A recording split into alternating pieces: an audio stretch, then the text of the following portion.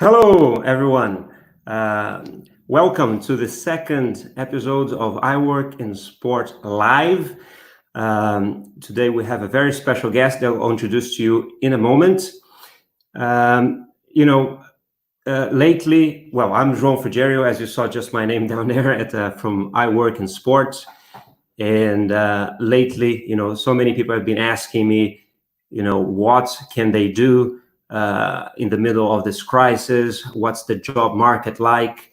And as we started last week, instead of trying to answer those questions, I decided to ask them to experts.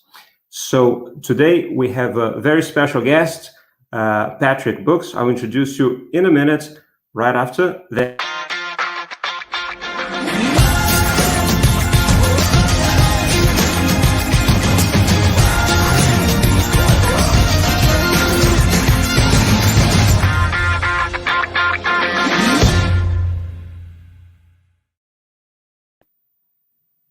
Hello, Patrick. Hi, João. How are you? It's good to be with you. I'm fine, thank you. Thank you so much for being part of this. We're starting this new series of interviews with experts and people in the markets doing recruitment specifically, maybe in sports, sometimes with a general background. Like yourself, I'll let you talk more about Mercuri Urval. I know you have some work in sports, but you're not primarily known for that. I should tell people that are watching us that Patrick and I know each other for a few years now. He's been collaborating with a program of iWorkinSport. He has organized twice our workshop for the recruiters the day before the events here in Lausanne. This year we were all set to collaborate again, but because of the crisis we won't be able to do it. But we're collaborating here, so it is a pleasure to have you. And I will start, Patrick, asking you maybe to explain, what is Mercuri Urval for people that are not really familiar with the company. Your work in sport, what you have done, what you may be planning to do in that area, and as well, if you can explain what is your role in the company, what do you do exactly?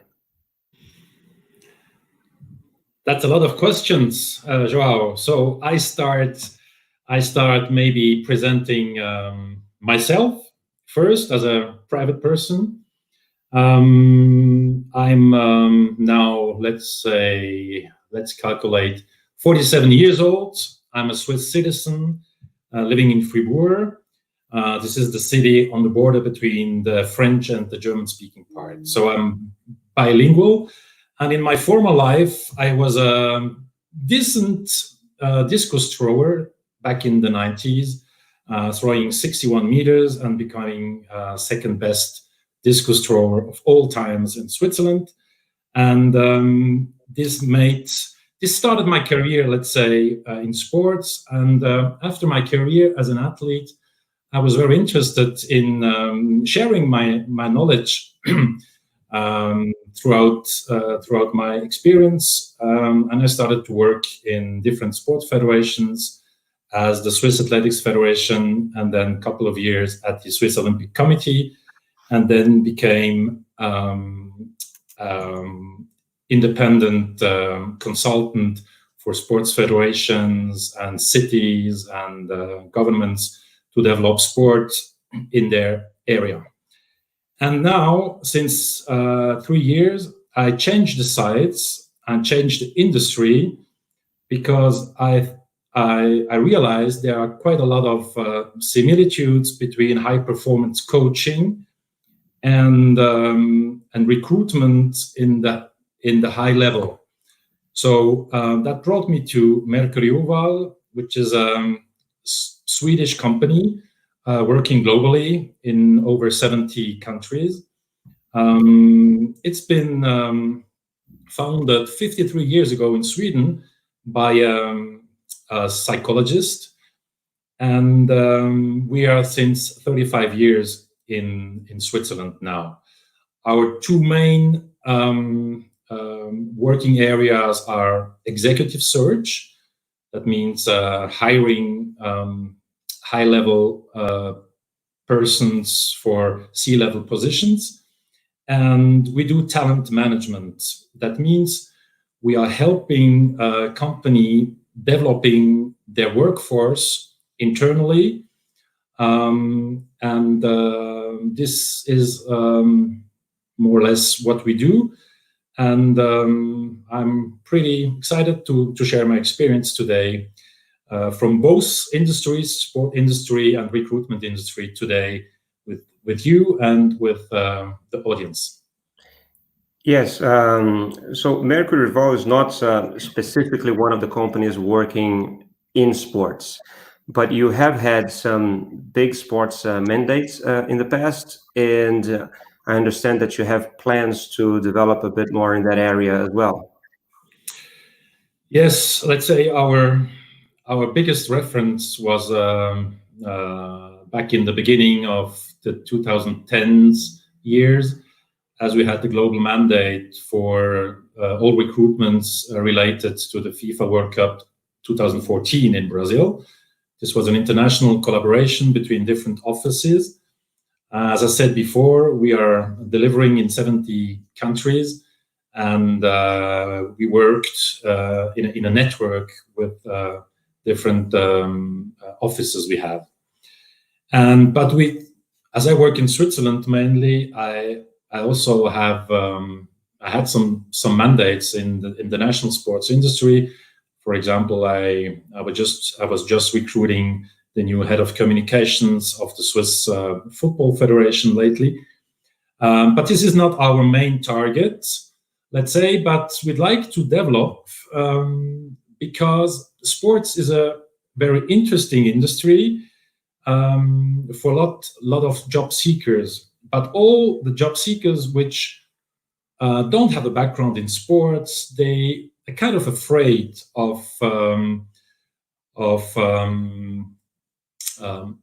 asking to apply in an international sports organization or national sports organization, because they think their lack of specific knowledge is a killer, which is not always the case. In contrary, I was speaking a lot with several heads of human resource of international sports federation, and they say they have a lack of attending or getting in touch with experts outside the sports industry. So this is why I thought Mercuri Urval could play a role, because we have a huge network of experts, not specific experts, not sport experts, but experts in communication, in finance, in marketing, in whatever, all general fields of activity. And I have the network in the sports industry nationwide, but international-wise also, because during my years at the Olympic Committee, I met a lot of people abroad in the IOC, in different national federations, in different NOCs. So I think we have a role to play to bring together the experts and the national and international sports organization. And let's say the added value we can bring, because our USP is that we can make predictions how on a psychological basis how people will act and behave in the working environment. And so we can also give predictions to sport organizations, and can say if somebody which doesn't have the background and doesn't have the network of the sport organization can adapt easily or not in this new environment. This is very helpful, and I think this is kind of a win-win situation for everybody, which works in sports industry and which likes to become part of the sports industry in the future. Okay. Thank you for, well, actually you touched already on what I was going to ask about the USP of Mercuri Urval, and also your relationship not only with candidates but also with companies. But the title of our talk today is the impact, caused by the COVID-19 in the job market. And I think we can look at it also in both ways, with the company's outlook, but also with the candidates watching us. We have many people that are asking themselves, what is actually the size of the hit, right, of the problem? Is it everything stopped? Or are you and your company still working on a few mandates? People can still apply for jobs and are being considered. And of course, probably the process is going to be delayed. But yeah, let's talk about that. And then I'll probably ask what they'll have to do to actually prepare while they're waiting. Yes, so there is an impact on the job market, but also on our business for sure. But we continue to work. We got a little bit more digital, as you now with iWorkinSport. We don't have a choice, but we adapt. And what I experienced now in the last couple of weeks is that smaller companies, let's say companies between 20 and 100 employees, they struggle much more than big companies with 250 and more employees. Well, we have to consider that here in Lausanne, if we take the international federations, for instance, the large majority of them probably fit exactly that description. Yes, most of them are something between 20 and 50 or 100 employees. And these kind of companies, what we see now is that a lot of them whether postpone recruitments or even cancel recruitments because they have a really problem of cash flow right now. So, and when I say postpone, this is also like logical, because even if you have the money to hire somebody, there is nobody in the office to take care of this new employee and to help him with getting into the job. So that's why a couple of mandates are postponed. And I also saw some people who just signed a contract that their contract was cancelled, which is very tragic. But I mean, it's a very difficult situation for all involved parties, and some of them need to take really hard measures. And what advice would you give then for, I'm obviously in touch with so many graduates that are about to finish their masters, for instance. They're supposed to enter the job market. It's hard. They probably need to be more patient than they would. But what's the advice that you give to someone graduating now? What can they do apart from just wait? Well, I would say there are two good options to invest time and energy in it. One thing, knowing that small companies don't hire right now, is offering your services for free to the companies, which is quite a good start to get into the company, into the sport organization, and like passing this period without any hirings but already having new contacts and developing and staying active in producing some work. So offer your services for free. This is something I would suggest. It's better than doing nothing and wait at home. And the other thing is it's really the time now to stand out from other candidates, because there still are companies, organizations which are hiring, but it's getting, let's say, the companies get more and more selective now in this phase, because they want to be sure that the money they invest in somebody, there must be a good return on investment.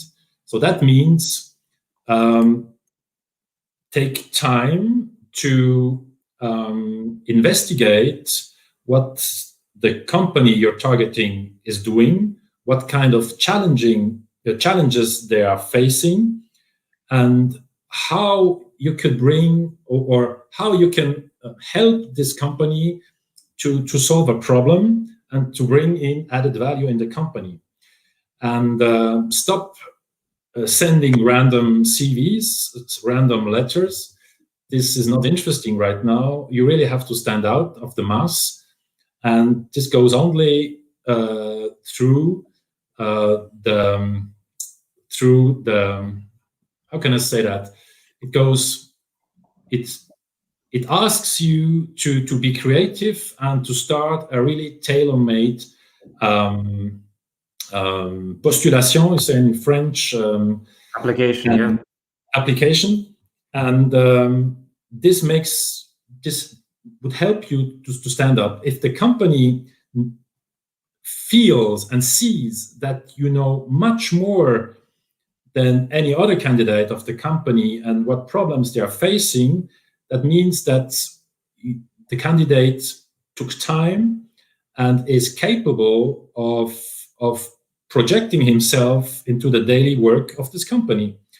So this is, let's say, a very important advice I can give, and this would me as a recruiter also make a good impression. I'm going to ask you in a bit. Well, I'm going to ask you now, but you can answer in a bit. If you have any example of anything that's an application that you got that struck you, that you can maybe give as an example or inspiration for people. I mean, that they could maybe not replicate, but just use that as an inspiration. But before that, there is a message here from you, from Hassan Baraka. Nice to meet you. I remember your name from that INSEP event. He was involved in the organization, so there were some people that already knew you here. And I'll also tell people that are watching us, if they want to ask any questions, feel free. You have the comments there, and we'll read them as they arrive. But Patrick, for instance, any example of something creative that you have received that it got your attention? Well, I think what could make the difference is a very good motivation letter.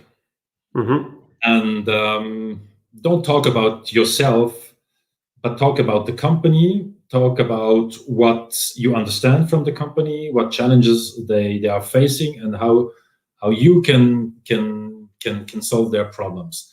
Therefore, I once got a motivation letter from a young postgraduate student, and when I was reading how he could help the company, I was very impressed, because he knew much more about the company as I got in the briefing of the company. So that showed me that this guy took a lot of time to investigate about the company, and he was hired finally, because that makes such a good impression to the company. And it was like a mindset of the guy. He's still working there, and his USP is really getting deep into the subjects and getting involved in things he's doing. And this was, for example, a very interesting application I got. Good. So Alina here says that was very good advice. So she's happy with that. Patrick, what about video CVs or video applications? Is it something that you are working with at the moment? I see that more and more companies are asking candidates to send not only their CVs and motivational letter, but also a short video CV. Well, we don't work with application videos, but we do video interviews, especially these days, much more than usual. But sooner or later, we still have this personal contact. But we respect the distance, the social distancing, and all that stuff. This is for sure. But I'm like an old school recruiter. I need to feel the candidates. I need to see their body language. I need to feel their energy. I need to feel their charisma, their personality, and this I can much more or much better feel if I see them in live than on video. So and this is something. It's all about personality, let's say, which is a very important factor in recruitment, and this is also something you can work on. For example, if you don't feel comfortable in speaking in front of people, especially in a interview, do exercise in having speeches, in presenting some ideas you have to your friends, to your family, and like doing role plays, because this is something which is has a huge impact on the decision of the company, of recruiters, if you're hired or not. You need to be convincing during the interview, and some people are more comfortable, some less. And if you are less comfortable, you should train this, and you can train this quite easily with friends, and also in taking this on video, and then look yourself or evaluate yourself, your own video, which is weird sometimes and which can hurt sometimes. But if you have, but you get another perception, and you get information of how you are perceived by the others, and this helps also to be better in future interviews.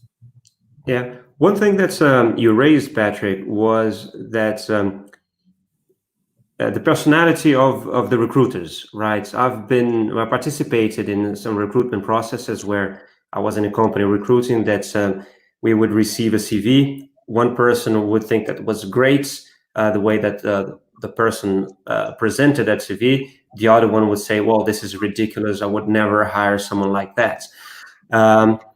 Is there, however, some do's and don'ts that you tell people? I guess that's last week, but that's because I hear the same questions all the time. So this is why I'm passing to you.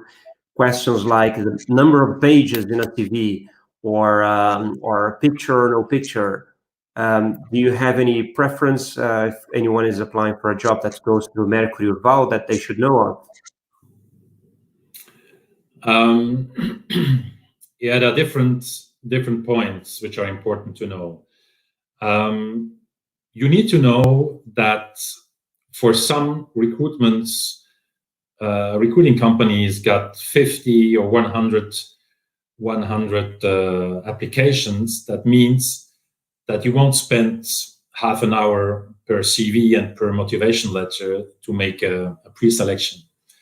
So I would say adapt your CV and your motivation letter to the job you're applying. If you apply to in a more public institution,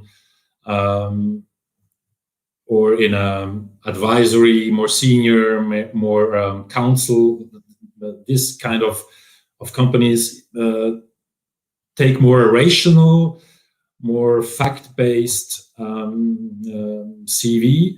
If you are applying to a more creative job, like in communication or marketing, use some tools, use some colors, because it's adapted to the job. Right. And another thing is, which is very important, that your application needs to be authentic. You need to feel comfortable with your CV, because your CV and your motivation letter is it's kind of a picture of yourself, and if you are not comfortable with it, the recruiter will feel it, will see that there is something wrong. Right.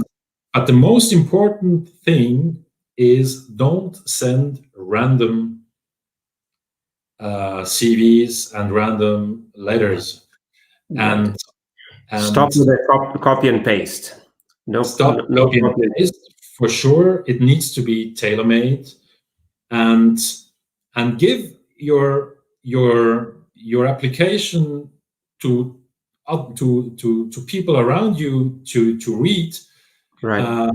And think about if you would hire yourself if you get these papers. Great tip. Good exercise. Listen, we actually had a few questions arriving, so I'm going to put some of them in the screen here. We're kind of already approaching some 30 minutes, so we'll try to go fast over them. So Mikhail asks a general question, not necessarily pandemic related. Which is better? And I think that's also a personal view that you'll have. A generalist in everything or a specialist in one or two things? This is a very good question. And I think there is not one answer to this question. My experience is that the bigger the company is, the more specific competences they're looking for, and the smaller, the more general they're looking for. So what you need to know as an applicant is in what kind of environment you want to work. If you want to work in a bigger company, if your dream is to work for the IOC and having a specific task, and then you need to specify for sure. But if you like more smaller companies, small size companies, where the communication and the interactions are much more closer and much more active, then you should do more like a general education in general management, in like an MBA or stuff like that. Right. I would say different companies or different positions will require different profiles. Yes, and the bigger the company, the more they have possibilities to segmentate the whole organization. Right. Smaller companies, they often don't have this resource. Right. Another one. There's a few about education here, but Michelle asks, now with the crisis and all, in your opinion, which areas may be more attractive for those who are looking for work opportunity?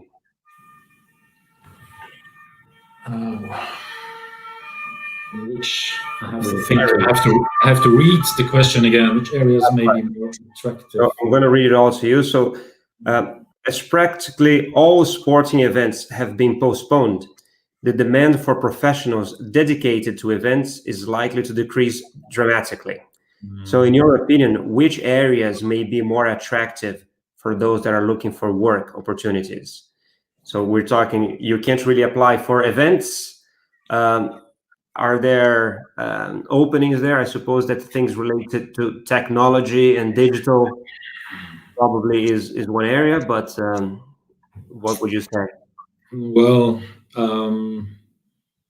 it's difficult to say.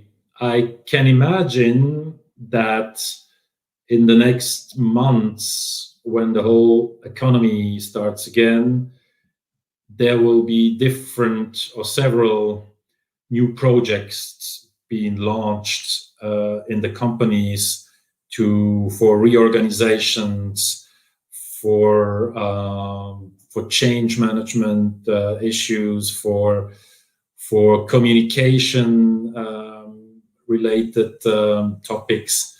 So I would say project management, I would say communication,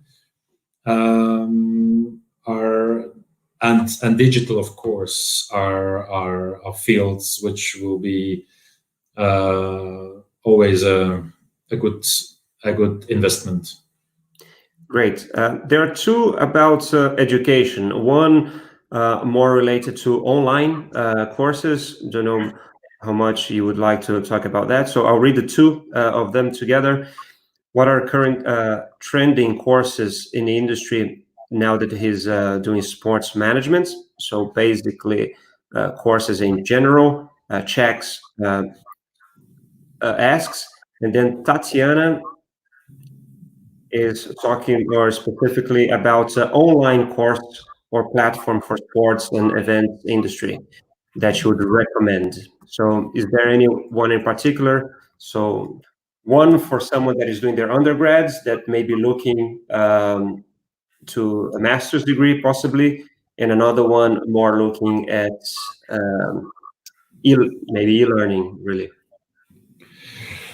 To be honest, I don't have a good overview of what kind of